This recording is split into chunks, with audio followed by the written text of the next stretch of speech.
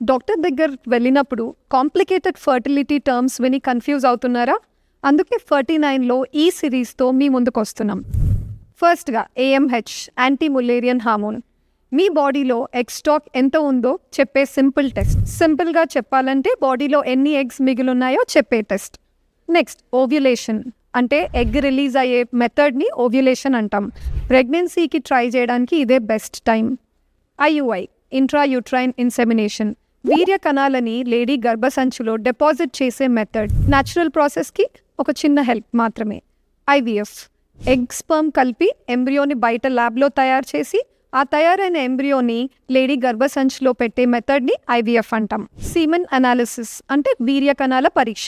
దీంట్లో మనం చూసేవి 3 main things. First count, second motility అంటే మూమెంట్, థర్డ్ మార్ఫాలజీ అంటే షేప్. బేసిక్గా ఈ 3 కరెక్ట్గా ఉంటే ఛాన్సెస్ ఆఫ్ ప్రెగ్నెన్సీ చాలా బెటర్గా ఉంటాయి. PCOS అంటే హార్మోనల్ డిస్టర్బెన్స్, ఇర్రెగ్యులర్ సైకిల్స్, కరెక్ట్గా ఎగ్ రిలీజ్ అవ్వట్లేదు అని అర్థం. ఎండోమెట్రియం అంటే తయారైన ఎంబ్రియో అతుక్కునే చోటు, బేబీ కూర్చునే చోటు, యూట్రైన్ లైనింగ్.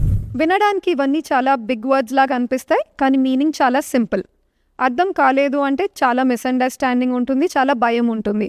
అదే మనకు అర్థమైన వెంటనే క్లారిటీ వస్తుంది అండ్ జర్నీలో ముందుకు అడుగు వేయడానికి కాన్ఫిడెన్స్ వస్తుంది.